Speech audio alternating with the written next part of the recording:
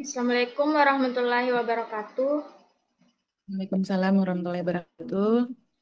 Kami dari kelompok satu ingin mempresentasikan hasil diskusi kami yang berjudul Portofolio dengan Argumen Berbasis Data.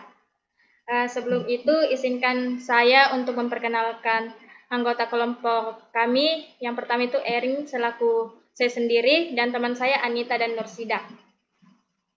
Adapun profil investor yang telah diwawancara Ibu yaitu Ibu Harmitasari MPD PhD yang berusia 32 tahun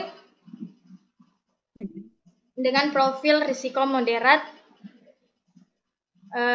dengan horizon 3 sampai 5 tahun dengan tujuan dana darurat kebutuhan 5 sampai 10 tahun tabungan emas digital. Baik, langsung saja masuk ke materi. Yang pertama itu alokasi aset final. Di sini kami mengusulkan alokasi portofolio kepada Ibu dengan alokasi 20% reksadana dengan aset Susorinvest Money Market Fund dengan alasan karena likuiditasnya tinggi, risiko rendah, sesuai kebutuhan jangka menengah. Selanjutnya 20% emas digital dengan aset Bank BSI atau BRI dengan alasan untuk melindungi nilai dari inflasi dan risiko ekonomi global. Dan selanjutnya 30% pada saham blue chip di mana asetnya BBCA, TLKM, dan UNVR karena memberikan kestabilan dan pertumbuhan dengan risiko moderat. Dan yang terakhir itu 30% saham growth yang dimana asetnya itu MTK, Arto, dan Goto karena memberikan potensi imbal hasil tinggi sesuai dengan profil investor moderat. Selanjutnya kinerja portofolio. Dari sisi kinerja portofolio ini menghasilkan return sebesar 13,3% dan risikonya 18%. Yang dimana saham growth itu berpotensi memberikan return sebesar 16,2%, sedangkan risikonya 27,5%. Selanjutnya saham blue chip berpotensi memberikan return 11,2%, sedangkan risikonya 10,5%. Dan yang terakhir itu reksadana memberikan potensi return sebesar 6,5% dan risiko 2%. Dari hasil ini memberikan Sharpe rasio sebesar 0,41 yang berarti portofolio berada di area efisien dengan risiko yang dapat diterima bagi investor moderat. Adapun simulasi krisis. Pada saat Goto sempat anjlok lebih dari 70%, saham Arto juga tertekan. Tetapi portofolio ini dapat tetap bertahan dengan risiko yang dapat dikontrol dengan alasan blue chip dan reksadana, yang dimana memberikan efek diversifikasi yang signifikan, memungkinkan nilai portofolio tetap stabil dibandingkan dengan penurunan signifikan di saham growth. Selanjutnya perbandingan dengan LQ45. Saat dibandingkan dengan indeks LQ45, portofolio ini menghasilkan return sebesar 13,3% dibandingkan dengan LQ45 sebesar 10%. Adapun risiko dari portofolio itu 18% dibandingkan dengan risiko LQ45 itu 14%. Dan dimana dapat disimpulkan bahwa portofolio ini berada di area efisien dan memberikan tingkat pengembalian yang lebih tinggi dengan risiko yang dapat dikontrol. Baik, mungkin itu saja yang bisa saya sampaikan. Jika ada kurangnya mohon dimaafkan. Selanjutnya saya memberikan sesi tanya jawab kepada Ibu. Sempat Ibu ingin bertanya. Oke. Nah, pertanyaan pertama itu,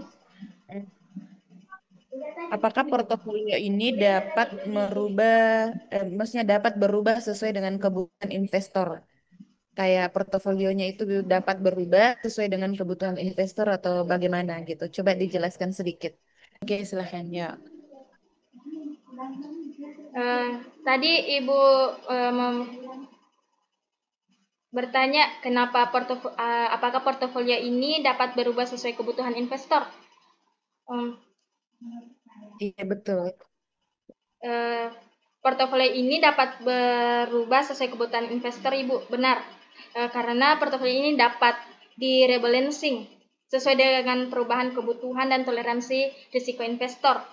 Misalnya, Ibu, jika kebutuhan jangka panjang lebih dominan, itu dapat ditingkatkan porsi saham growth-nya dan masuk ke obligasi untuk diversifikasi yang lebih baik. Gimana, Bu?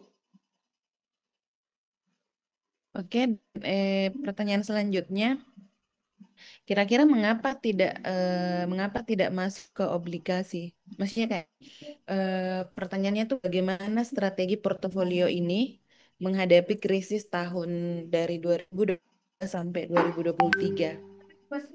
Ya, kayak strategi portofolio ini kayak menghadapi krisis. Strategi portofolio untuk menghadapi krisis seperti tahun 2022 dan 2023, Bu. Ya. Kalau saat krisis tahun 2022 sampai 2023 itu, Bu, Goto itu anjlok, sebentar ada di sini. Itu anjlok lebih dari 70%, sampai Arto juga tertekan. Namun dengan alokasi yang signifikan di saham blue chip seperti BBCA dan TLKM dan reksadana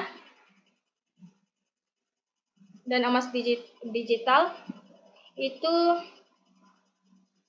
portofolionya itu tetap dapat bertahan dengan tingkat risiko dapat dikontrol, Ibu.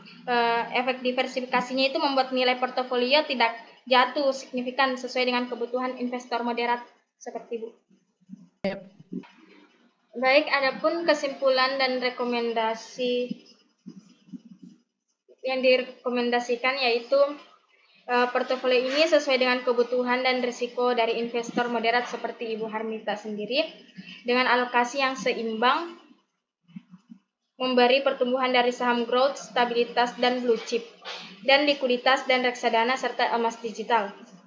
Adapun kami merekomendasikan Ibu untuk melakukan review dan rebalancing portofolio secara berkala, mempertimbangkan masuk ke instrumen obligasi guna diversifikasi lebih luas dan meminimalkan risiko jangka panjang.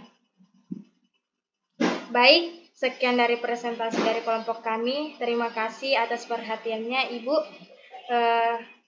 Kami tutup. Kami akhiri dengan wassalamualaikum warahmatullahi wabarakatuh.